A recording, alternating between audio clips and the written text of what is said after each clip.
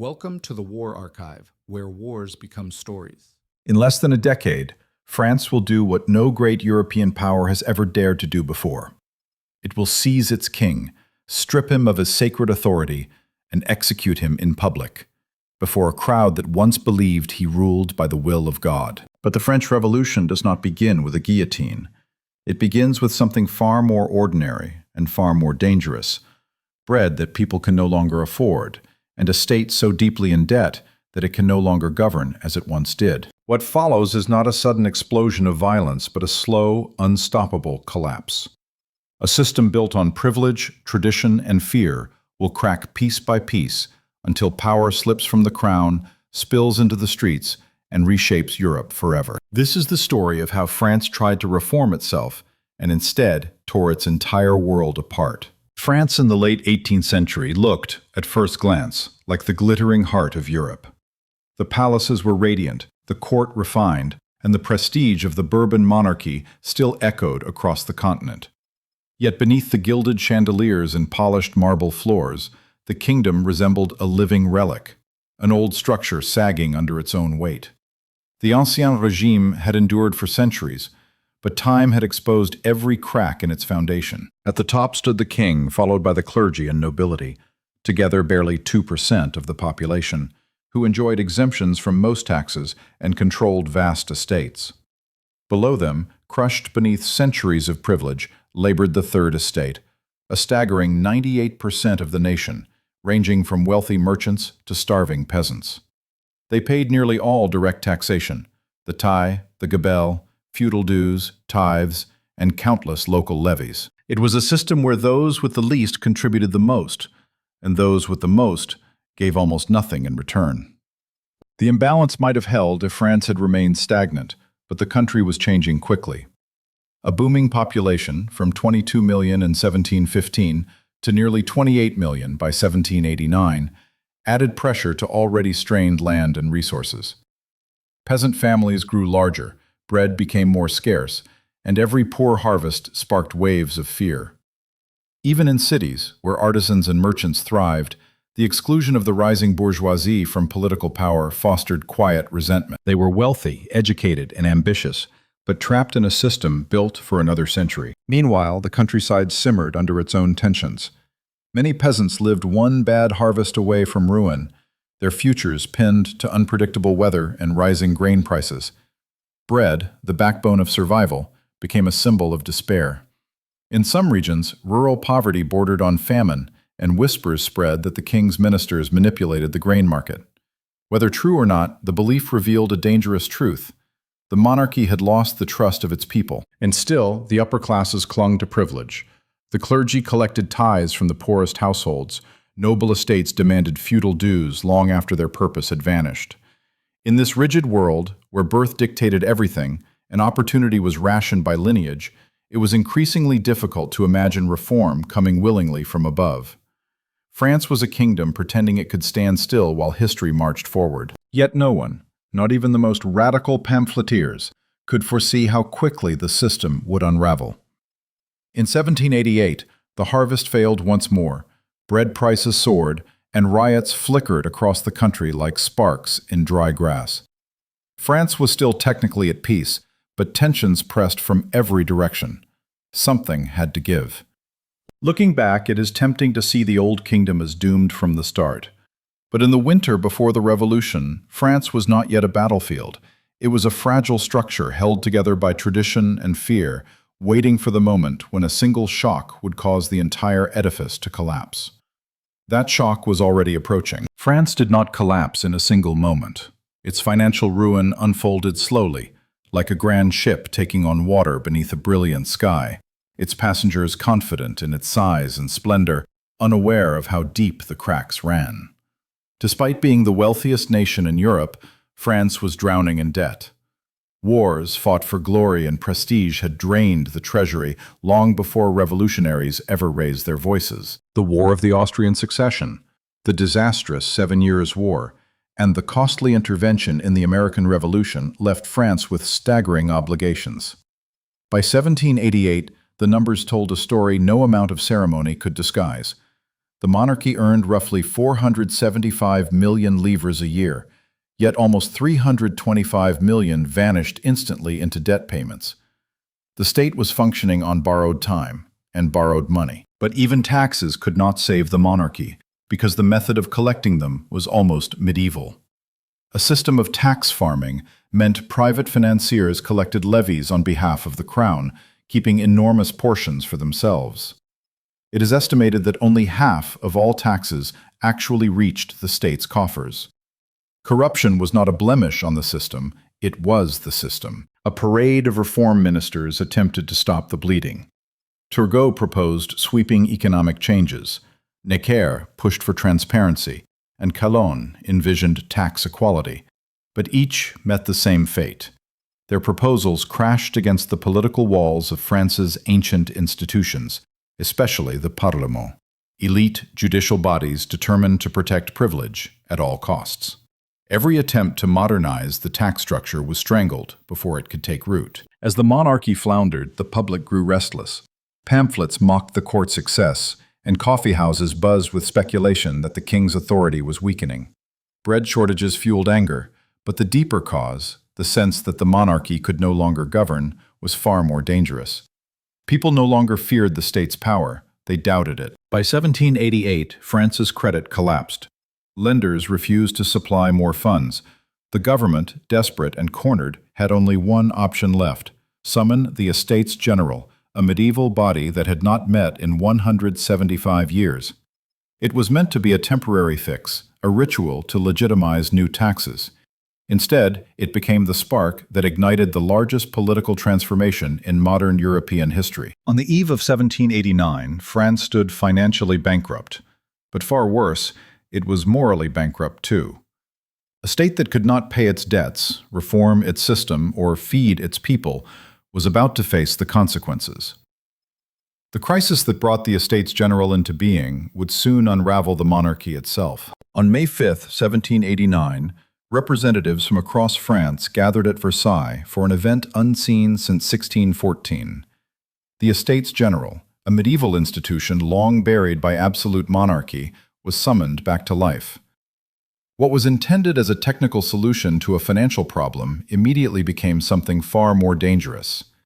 France had reopened a political door it no longer knew how to close. The assembly was divided into three estates: the first estate of clergy, the second estate of nobility, and the third estate representing everyone else. Though the third estate accounted for nearly 98% of the population, it was granted the same number of votes as the privileged minorities. Under traditional rules, voting was done by estate, guaranteeing that the clergy and nobility could always outvote the common people 2-1. From the beginning, the system felt like an insult. Tension rose as weeks passed with no resolution. The third estate demanded voting by head, which would reflect population rather than privilege. Pamphlets flooded Paris, arguing that sovereignty did not belong to the king, nor to birthright, but to the nation itself. What had begun as a dispute over procedure was quietly transforming into a challenge to the foundations of authority. On June 17th, the Third Estate made a decisive break. Declaring that it represented the will of the nation, it renamed itself the National Assembly, claiming the exclusive right to legislate for France. This was not merely symbolic, it was an assertion that political power flowed upward from the people, not downward from the crown. 3 days later, locked out of their meeting hall, the deputies gathered in a nearby indoor tennis court. There, on June 20th, they swore an oath never to disband until France had a constitution. The tennis court oath was a moment of quiet defiance, not shouted rebellion, yet it carried revolutionary weight. For the first time, loyalty to the nation openly surpassed loyalty to the king. Louis XVI hesitated. Troops gathered near Paris, but decisive action never came. On June 27th, under pressure and fear of unrest, the king ordered the clergy and nobility to join the assembly. What appeared to be a compromise was in reality a surrender. Absolute monarchy had not fallen yet, but it had cracked in full view of the nation. The Estates General had been summoned to save the monarchy. Instead, it exposed its weakness. A body resurrected from the past had awakened a future France could no longer contain. The question was no longer whether reform would happen, but whether the old order could survive it. The days following the declaration of the National Assembly were filled with uncertainty and fear. Rumors swept Paris that the king intended to dissolve the deputies by force, that foreign mercenaries were gathering, that the fragile experiment in popular sovereignty would be crushed before it could take shape. Every delay, every closed door at Versailles deepened the sense that confrontation was inevitable. On the morning of June 20th, 1789, the deputies of the Third Estate arrived to find their meeting hall locked and guarded. Officially, the closure was for renovations, but few believed the explanation. To the deputies, it felt like a warning, or worse, a prelude to arrest. Rather than disperse, they followed one another through the palace grounds until they found shelter in an indoor tennis court nearby. There, surrounded by bare walls and the smell of sweat and dust, the deputies made a decision that would redefine France. Standing shoulder to shoulder, they swore an oath not to separate until the nation had been given a constitution. The tennis court oath was not shouted in fury, but spoken with solemn resolve. It bound men of different classes and regions to a single idea: that political authority could no longer rest solely with the crown. This moment marked a profound shift. The assembly was no longer petitioning the king, it was acting independently of him. In that enclosed space, sovereignty quietly changed hands, not through violence, but through collective will. What had once been an abstract Enlightenment principle was now a lived political reality. Louis XVI still had options. Troops surrounded Versailles, and force could have restored order. Yet hesitation defined his response. Advisors urged caution, warning that repression might ignite Paris itself. The king vacillated, caught between the instincts of an absolute monarch and the growing fear that authority, once enforced by tradition, now required consent. On June 27th, Louis XVI relented. He ordered the clergy and nobility to join the National Assembly, formally recognizing its authority. To many observers, this appeared to be reconciliation. In truth, it was capitulation. The monarchy had acknowledged a body that claimed to represent the nation, not the king's will. The tennis court oath did not overthrow the old regime overnight, but it shattered the illusion that power flowed in only one direction. From that day forward, France was governed by an idea that could not be undone, that a people, once united in purpose, could challenge a throne without lifting a sword. By July 1789, Paris was a city holding its breath. Bread prices had soared, unemployment spread through the workshops, and rumors moved faster than facts. When the king dismissed the popular finance minister Jacques Necker on July 11th, many Parisians interpreted it as the opening move of a royal counterattack against the National Assembly. Fear, long simmering, tipped suddenly into panic. Crowds poured into the streets, searching for weapons. Royal arsenals were looted, and thousands of muskets were seized, but ammunition remained scarce. Attention soon turned to a medieval fortress looming over eastern Paris, the Bastille. Though it held only 7 prisoners, it symbolized arbitrary royal power, secret imprisonment, and centuries of unchecked authority. On the morning of July 14th, negotiations began between the crowd and the fortress's governor. Hours passed, tempers frayed, and confusion reigned. When gunfire broke out, whether by accident or design, the standoff turned into battle. Revolutionaries surged forward under cannon fire, and after hours of fighting that left nearly 100 attackers dead, the garrison surrendered. The governor was seized and killed, his head paraded through the streets on a pike. The fall of the Bastille sent shockwaves across France. In Paris, it marked the collapse of royal authority. The king no longer controlled his capital. Lafayette was appointed head of the National Guard, and a new tricolor cockade appeared. Blue and red of Paris joined with the white of the monarchy, a fragile symbol of reconciliation already under strain. Beyond Paris, fear spread like wildfire. From late July into early August, peasants across the countryside rose in what became known as the Great Fear. Rumors claimed that nobles were hiring brigands to starve the poor and crush the revolution. Manor houses were attacked, grain stores seized, and feudal archives burned. Centuries of obligation were reduced to ash in a matter of days. Terrified by the chaos they had unleashed, deputies in the National Assembly acted swiftly. On the night of August 4th, nobles and clergy renounced their privileges in a dramatic, emotional session. Feudalism, in theory, was abolished. What began as a tax crisis had now become a social revolution, dismantling the legal foundations of the old order. The Bastille stone soon vanished, sold as souvenirs across Europe. But its true destruction was invisible. Authority had fractured, fear had become a political force, and the revolution had moved beyond reform.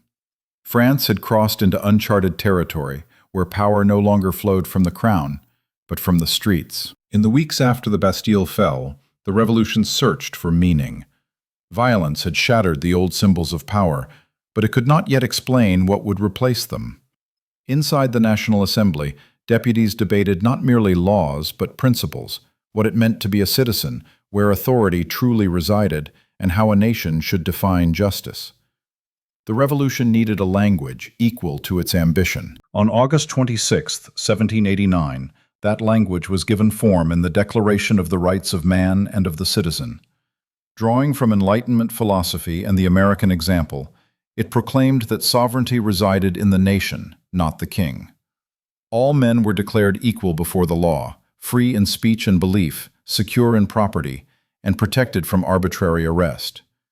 These ideas were radical not because they were new, but because they were now official. Yet ideals alone could not fill empty stomachs. While deputies argued over rights and constitutions, Paris continued to starve. Bread remained scarce, prices climbed relentlessly, and frustration turned once more into fury. For the people of the capital, especially the women who stood in bread lines each day, the promises of liberty felt hollow without food to survive the winter. On October 5th, thousands of women gathered in the rain and began marching toward Versailles, nearly 20 kilometers away. Armed with pikes, knives, and muskets seized along the road, they demanded bread and accountability. What began as a protest quickly became a mass movement, joined by National Guardsmen and revolutionary militants. The seat of royal power was no longer distant. It was now within reach of the people. The following morning, chaos erupted inside the palace. Crowds surged through the gates, guards were killed, and panic swept the royal apartments. Though the king eventually appeared before the crowd and promised grain, the message was unmistakable. The monarchy no longer commanded obedience. It negotiated under duress. By October 6th, Louis XVI and his family were forced to leave Versailles and relocate to the Tuileries Palace in Paris. Officially, it was presented as a gesture of unity between king and people. In reality, it was a transfer of captivity. The king now lived under the watchful eyes of the capital, his every move subject to public pressure. The revolution had gained its moral foundation, but it had also tightened its grip on power. Rights were declared, yet stability remained elusive.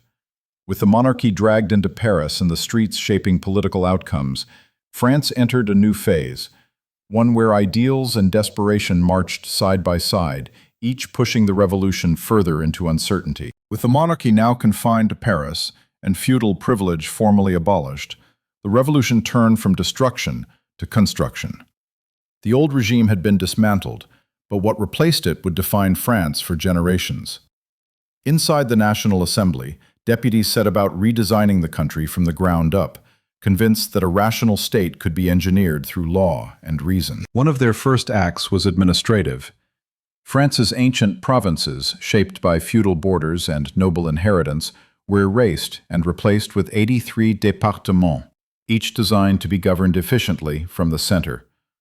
Local identities were subordinated to national unity, and authority flowed not from tradition, but from standardized institutions.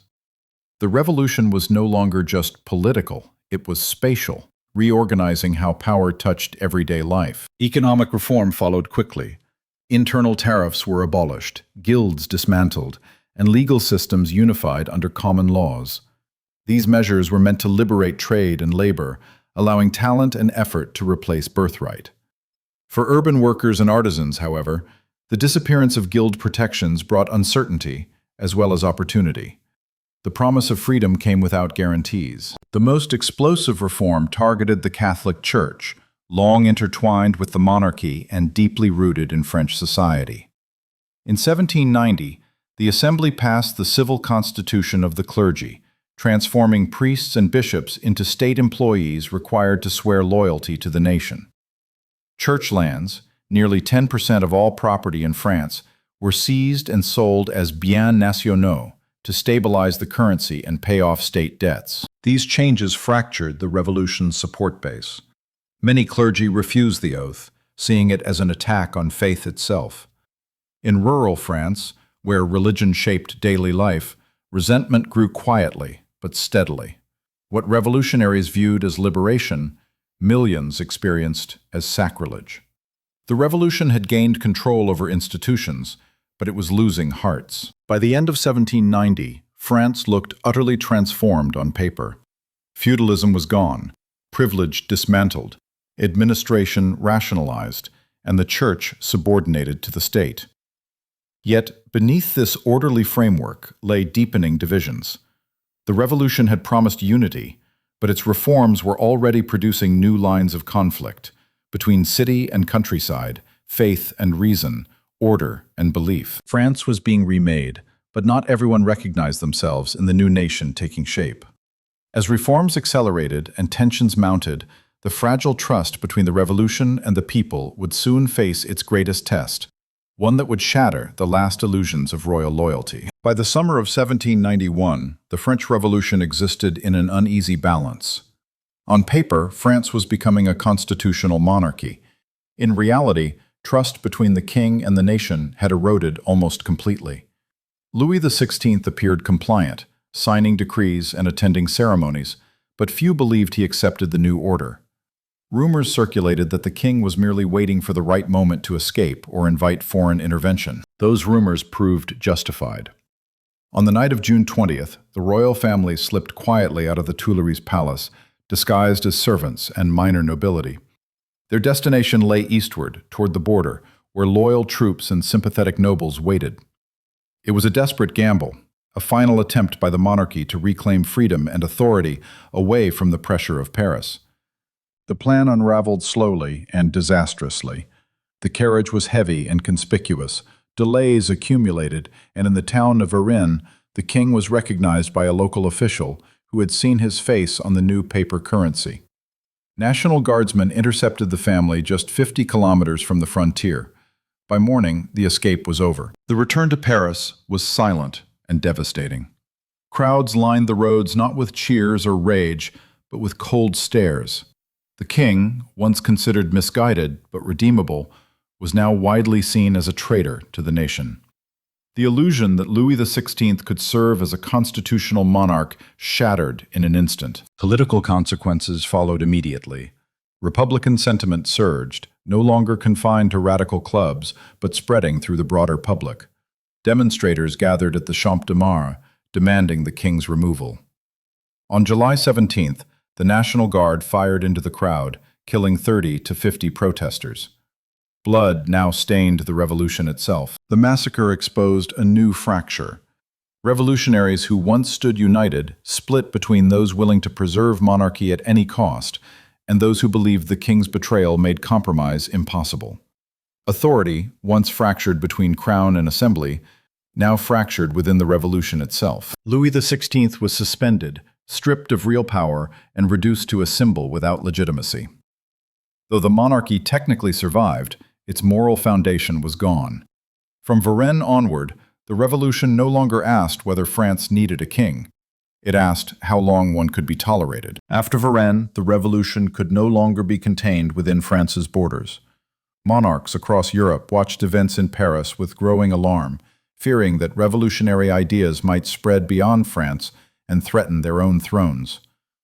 For French revolutionaries, this external hostility confirmed their darkest suspicions, that the king and foreign powers were conspiring to crush the revolution from the outside. In April 1792, France declared war on Austria, the homeland of Queen Marie Antoinette. What was meant to be a unifying patriotic war quickly became a nightmare. French armies, disorganized and poorly led, collapsed at the first encounters. Noble officers defected or fled, desertions surged, and panic gripped Paris as enemy forces advanced toward the frontier. That fear turned into rage when the Duke of Brunswick, commanding the Prussian army, issued a manifesto in July 1792. It threatened Paris with destruction if harm came to the royal family. Rather than intimidate the population, it convinced many that the king was a hostage, or worse, an accomplice.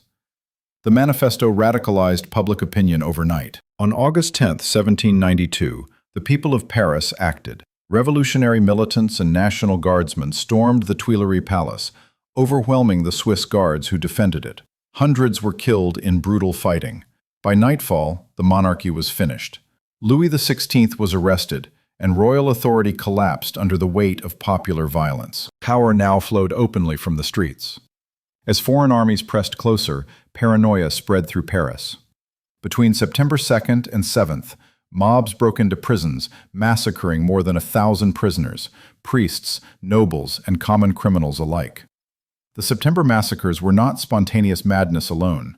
They were fueled by fear that internal enemies would rise while France fought for survival. In the chaos, the revolution crossed another irreversible line. Violence was no longer directed solely against symbols of power, but against perceived enemies within society itself. Fear had become a political weapon, and mercy a liability. By late September, elections were held under the shadow of bloodshed.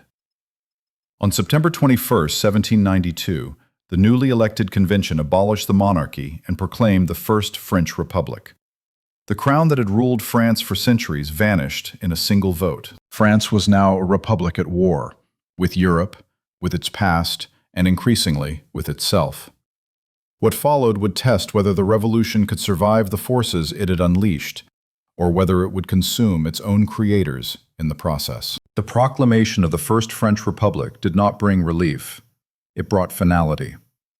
With the monarchy abolished, France crossed into a political landscape from which there was no return. Power now rested openly with the convention, and the revolution stood exposed, no longer shielded by the fiction of a constitutional king. The fate of Louis XVI became unavoidable. His trial was less about guilt than about the future of the revolution itself. Evidence of correspondence with foreign powers was presented, and the convention voted unanimously that the former king was guilty of treason. The debate that followed was not whether he deserved punishment, but whether mercy could exist without undermining the republic. In January 1793, the vote was cast. By a narrow margin, the convention condemned Louis to death. On the morning of January 21st, he was led through Paris to the Place de la Révolution. He attempted to speak to the crowd, proclaiming his innocence and forgiveness, but the drums drowned his voice. The blade fell, and with it died not only a man, but the sacred image of monarchy itself. The execution sent shockwaves across Europe. Monarchs recoiled in horror, and France's enemies multiplied almost overnight. Britain, Spain, and the Dutch Republic joined Austria and Prussia, forming a vast coalition determined to crush the revolutionary experiment. France now faced war on every frontier. Inside the country, violence deepened. Marie Antoinette, long portrayed as the embodiment of royal corruption, was tried and executed in October 1793. Her death silenced the last living symbol of the old court. With each execution, the revolution severed another tie to its past. Yet the Republic was far from secure. Military defeats, food shortages, and internal dissent threatened collapse. The removal of the king had unified the revolution's enemies abroad, while intensifying suspicion at home. France had proven it would destroy its own monarch, but now it had to prove it could survive without one. The execution of Louis XVI did not end the revolution. It hardened it. From that moment forward, compromise became treason, hesitation became danger, and survival justified extremes. The Republic had chosen a path paved with blood, and it would soon demand far more than a king in payment. By the spring of 1793, the revolution faced a danger more frightening than foreign armies. France was tearing itself apart from within. The execution of the king, mass conscription, and attacks on the church ignited fury in regions where revolutionary ideals felt alien and imposed. Nowhere was this backlash more violent than in the Vendée, a deeply Catholic rural region in western France. There, peasants rose in open rebellion. They fought not for abstract principles, but for their priests, their faith, and their way of life. Armed with farming tools and hunting muskets, they formed royalist Catholic armies that at their height numbered 40,000 to 50,000 fighters. To Paris, this was not dissent. It was treason in its most dangerous form. The Republic responded with overwhelming force. Revolutionary armies swept through the Vendée, and repression escalated into devastation. Villages were burned, crops destroyed, and civilians slaughtered in what became known as the Infernal Columns. Modern estimates suggest 170,000 to 200,000 people, combatants and civilians alike, died in the region. The revolution, born in the name of liberty, now waged war on its own people. At the same time, unrest spread in the cities. Lyon, Marseille, Bordeaux, and other provincial centers rose against the dominance of Paris, rejecting Jacobin radicalism and demanding local autonomy. These federalist revolts were crushed one by one, often with brutal reprisals. In Lyon, mass executions followed artillery bombardment. In Nantes, prisoners were drowned in the Loire in chillingly methodical killings. Fear became the currency of survival. Surrounded by foreign enemies, torn by civil war, and haunted by conspiracies, the Republic began to believe that mercy itself was a threat. Internal rebellion and external invasion blurred into a single existential crisis. By mid-1973, France stood on the edge of collapse. The revolution had succeeded in destroying the old order, but it had not yet learned how to preserve itself. To survive, its leaders would soon abandon restraint entirely and place power in the hands of a new, extraordinary authority, one that promised salvation but delivered terror. By the summer of 1793, the revolution had entered a state of permanent emergency. Foreign armies pressed in on every frontier. Civil war raged in the countryside, and food shortages haunted the cities. In Paris, fear was no longer episodic. It was constant. Under these conditions, the convention concluded that ordinary politics could not save the Republic. Extraordinary measures were required. Power shifted decisively toward the Jacobins, the most radical faction of the revolution, who argued that survival justified concentration of authority. In June 1793, the more moderate Girondins were purged from the convention, arrested under pressure from armed Parisian crowds. With their removal, debate gave way to discipline. The revolution narrowed its voice in order to harden its will. On July 27, 1793, the convention elevated a small executive body, the Committee of Public Safety, into the nerve center of the Republic. Composed of 12 members, it was tasked with directing war, internal security, and revolutionary justice. What began as a temporary emergency committee soon evolved into a de facto dictatorship, operating above traditional checks and balances. Among its members emerged three defining figures. Maximilien Robespierre, austere and uncompromising, spoke relentlessly of virtue and moral clarity. Louis-Antoine de Saint-Just, young and icy, articulated a vision of revolution purified through discipline and sacrifice. And Lazare Carnot, the so-called organizer of victory, focused on the practical task of mobilizing the nation for war. Together, they embodied the revolution's transformation from idealistic uprising into centralized state power. In June 1793, a new constitution was approved, democratic, egalitarian, and radical. Yet it was never implemented. War and crisis demanded speed, not participation. Rights were postponed in the name of survival. The Republic would be saved first. Liberty could wait. The committee governed through decrees, surveillance, and fear. Committees sprang up across France, watching citizens, recording loyalties, and reporting suspicion upward. The revolution had learned to look inward with the same intensity it once reserved for kings and aristocrats. By the end of 1793, France was no longer ruled by monarchy, nor even by assembly. It was ruled by necessity, by men who believed that only relentless vigilance could prevent collapse. The revolution had armed itself against its enemies, but in doing so, it had begun to redefine who those enemies were. In the autumn of 1793, fear became policy. What had begun as emergency governance hardened into a system of repression designed to eliminate enemies before they could strike. The revolution no longer waited for betrayal, it assumed it. Survival, its leaders argued, required vigilance without limits. The law of suspects, passed in September, widened the definition of treason to include vague notions of disloyalty, silence, or insufficient enthusiasm. Thousands were arrested not for what they had done, but for who they were suspected of being. Prisons overflowed, and accusations spread faster than evidence. In revolutionary France, suspicion alone could be fatal. The machinery of justice was simplified. The Revolutionary Tribunal conducted swift trials with minimal defense, delivering verdicts in hours rather than days.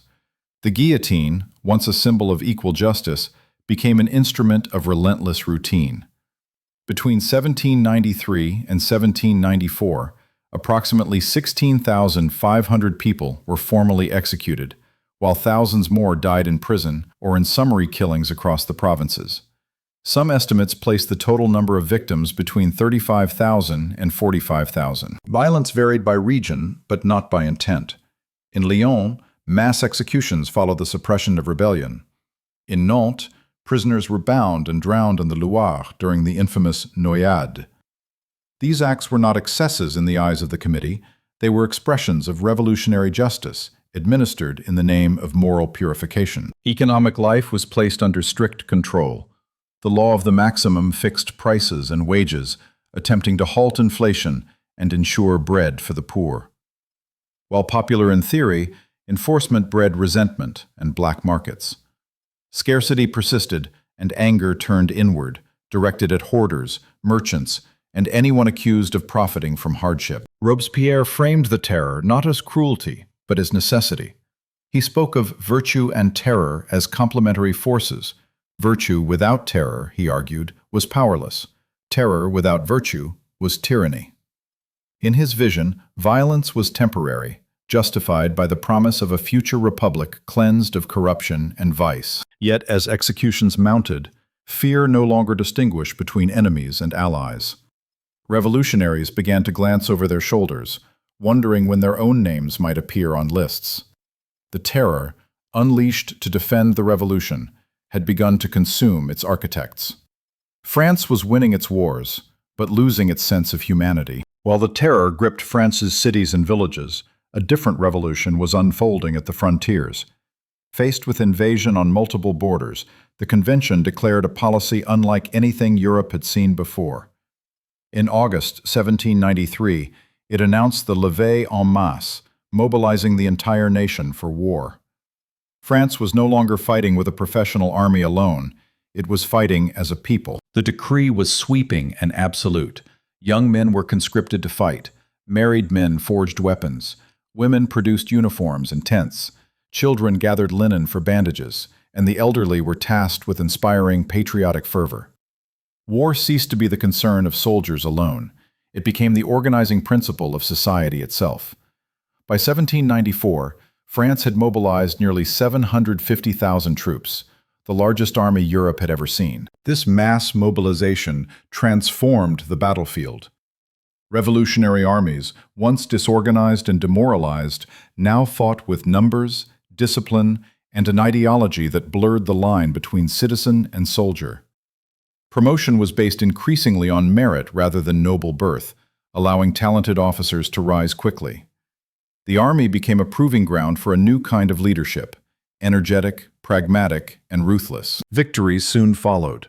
French forces repelled invaders at Hohenschrute and secured decisive success at Fleurus in 1794, pushing coalition armies back and stabilizing the Republic's borders. Belgium and the Rhineland fell under French control. For the first time since the Revolution began, France was no longer fighting for survival. It was advancing. These successes altered the political balance at home. As foreign threats receded, the justification for extreme internal repression weakened. The terror had been defended as a wartime necessity, but victory raised an uncomfortable question. If the Republic was winning, why did fear still govern daily life? Military triumph exposed the excesses of civilian terror. The levée en masse had reshaped Europe's understanding of warfare. Armies were no longer detached instruments of kings, but extensions of national identity. Patriotism, mass participation, and ideological commitment replaced dynastic loyalty. The revolution had unintentionally created the blueprint for modern total war. By mid-1994, France stood transformed. It had survived invasion, subdued rebellion, and remade its armies. Yet the very success that secured the Republic now threatened its leaders. The emergency that had concentrated power was fading, and those who ruled through fear would soon find themselves dangerously exposed. By the summer of 1794, the terror had outlived the emergency that justified it. France's armies were victorious, foreign invasions had stalled, and the Republic no longer stood on the edge of collapse. Yet executions continued, suspicion deepened, and fear lingered in every corridor of power. The revolution had survived its enemies, but now it feared itself. At the center of this unease stood Maximilien Robespierre. Once celebrated as the incorruptible guardian of revolutionary virtue, he had become an enigma even to his allies. His moral absolutism, once reassuring, now felt dangerous. No one knew where his definition of enemy would turn next. On July 26, 1794, the 8th of Thermidor, Robespierre delivered a long, ominous speech to the convention. He spoke of conspiracies, corruption, and traitors embedded within the government itself. But he named no names. The ambiguity was deliberate, and it terrified the deputies. Any one of them could be the next target. That night, fear transformed into resolve. Political rivals who had spent months distrusting one another found common cause in survival. Jacobins, moderates, and former Girondins understood the same truth. If Robespierre struck first, they would not survive. The terror had created its own opposition. The following day, July 27th, Robespierre attempted to speak again. This time, he was drowned out by shouts of accusation. The convention turned on him with shocking speed. He and his closest allies were arrested, declared enemies of the Republic, and rushed into custody. Chaos followed. Supporters attempted to rally resistance at the Hôtel de Ville, but momentum was gone. Robespierre was wounded, his jaw shattered during his arrest. Whether by suicide attempt or gunfire remains unclear. The man who had spoken endlessly of virtue now lay silent, bloodied, and powerless. On July 28, 1794, Robespierre was executed without trial, along with 21 of his allies. There were no speeches, no dramatic final words, only the dull finality of the guillotine. The terror ended not with triumph, but with exhaustion. The revolution had devoured one of its most devoted servants. With Robespierre's fall, the spell of fear broke, and France exhaled for the first time in months. But what replaced the terror would not be a return to innocence. It would be a colder, more cynical phase, one shaped by survival rather than ideals. With Robespierre gone, the terror collapsed almost overnight. Prisons opened, tribunals slowed, and the machinery of revolutionary justice was quietly dismantled. France did not celebrate. It recovered. The mood that settled over the country was not triumph, but relief, mixed with shame, as if the nation were waking from a fever dream it could barely remember, but could not forget. The months that followed became known as the thermidorian reaction, a deliberate retreat from radicalism. Jacobin clubs were shut down, revolutionary committees dissolved, and surviving radicals hunted by their former allies. In Paris and the provinces alike, violence reversed direction. Former Jacobins were beaten, imprisoned, or killed in what became known as the White Terror, a grim echo of the repression that had just ended. Economic policy shifted sharply. The price controls of the terror were lifted, unleashing inflation almost immediately. Assignats collapsed in value, bread prices soared once again, and urban workers, once the revolution's loudest supporters, found themselves abandoned. The revolution had saved the Republic, but it had not solved the problem of survival. Politically, France drifted toward bourgeois conservatism. Property qualifications returned, popular participation narrowed, and fear of the masses replaced fear of conspirators. The revolution no longer spoke the language of equality, it spoke the language of order. Liberty survived, but it was guarded now by suspicion rather than hope. Royalist sentiment also resurfaced, emboldened by the collapse of Jacobin power. In October 1795, a royalist uprising erupted in Paris, threatening to overturn the fragile post-terror government. The response was swift and merciless. A young artillery officer named Napoleon Bonaparte dispersed the crowds with cannon fire, ending the revolt in a matter of hours. The moment passed quickly, but its meaning endured. The revolution no longer relied on clubs or crowds to defend itself. It relied on the army. Power was shifting again, away from ideology, away from popular mobilization, and toward men who could command force. By the end of Thermidor, France was calmer, poorer, and more cynical. The revolution had survived its most violent phase, but it had paid a heavy price. Ideals that once inspired millions now felt dangerous. Stability mattered more than virtue. And in that changed atmosphere, a new kind of authority was beginning to take shape. One forged not in debate, but in gunsmoke. In 1795, France attempted to institutionalize exhaustion. The Constitution of Year III created a new regime known as the Directory, designed explicitly to prevent another dictatorship. Power was divided among a five-man executive, rotating leadership, and a complex system of checks meant to restrain extremes. In theory, it was balanced. In practice, it was fragile. The Directory governed a nation weary of ideals and suspicious of authority. Elections produced unstable legislatures, and within 4 years the regime carried out 13 political purges, annulling results whenever outcomes threatened its survival. Democracy existed, but only so long as it delivered acceptable answers. The revolution had taught its leaders a brutal lesson. Legality mattered less than control. Corruption flourished. Directors enriched themselves through contracts, speculation, and favoritism, while inflation and food shortages continued to plague ordinary citizens. The assignat collapsed entirely, and public confidence eroded. Paris, once the beating heart of revolutionary enthusiasm, now simmered with apathy and resentment. To compensate for weakness at home, the Directory leaned increasingly on success abroad. War became both distraction and necessity. French armies advanced across Europe, exporting revolutionary influence while financing the state through conquest. Campaigns along the Rhine and in Italy brought prestige, resources, and temporary unity. Victory replaced ideology as the regime's primary source of legitimacy. It was in Italy that a young general transformed the political landscape. Napoleon Bonaparte, commanding the army of Italy in 1796 to 1797, achieved stunning victories against Austria. His speed, confidence, and ability to inspire troops made him a national hero almost overnight. The Treaty of Campo Formio forced Austria out of the war and expanded French influence deep into Europe. Yet military success carried unintended consequences.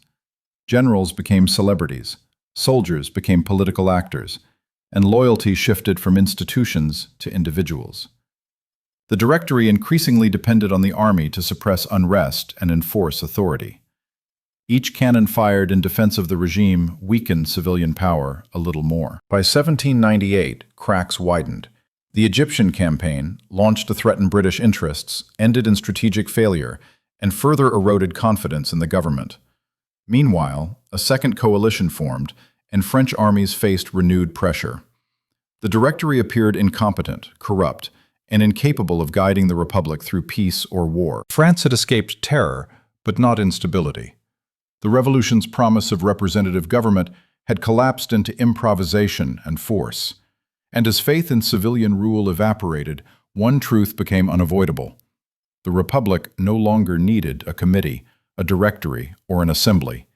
It needed a strong hand. By the autumn of 1799, the French Revolution was no longer driven by crowds or clubs, but by fatigue. Years of war, economic instability, and political improvisation had drained the nation's patience. The Directory survived only through manipulation and force, its legitimacy hollowed out by corruption and repeated coups. France was not demanding more revolution. It was demanding an end to uncertainty. Into this vacuum stepped Emmanuel Sieyès, one of the revolution's earliest thinkers. Convinced that the Republic required a powerful executive to survive, he searched for what he called a sword, a general popular enough to impose order without appearing to destroy the revolution itself. That sword was Napoleon Bonaparte, recently returned from Egypt, his failures overshadowed by his legend. On November 9, 1799, The 18th of Brumaire in the revolutionary calendar, Napoleon moved. Under the pretense of protecting the legislature from a Jacobin plot, troops escorted deputies out of Paris. Confusion followed. Councils resisted, tempers flared, and the operation nearly collapsed into chaos. But military authority prevailed where civilian authority could not. By nightfall, the Directory was finished. Napoleon emerged as first consul, wielding power in all but name. The revolution did not end with a proclamation, nor with a final execution. It ended quietly, through exhaustion and acceptance. France exchanged instability for control, debate for decisiveness. The age of revolution gave way to the age of empire. Yet the revolution's legacy could not be undone. Feudalism was permanently abolished, privilege dismantled, and equality before the law entrenched as a principle of governance. Citizenship replaced subjecthood, and the nation became the source of sovereignty. These ideas would be codified in the Napoleonic Code and exported across Europe through war and reform alike. The revolution also transformed warfare. Mass conscription, nationalism, and ideological armies replaced dynastic conflicts. States would no longer fight only for kings, they would fight for identities. The modern world of politics, citizenship, and total war emerged from this crucible. The French Revolution did not deliver the future its earliest supporters imagined. It delivered something far more complex, a world in which power belonged neither to monarchs nor to mobs alone, but to institutions strong enough to command loyalty and force. Its ideals survived, scarred but resilient, shaping the centuries that followed. France had destroyed its old order, tested every alternative, and ultimately entrusted its fate to one man. The revolution was over, but its consequences had only begun.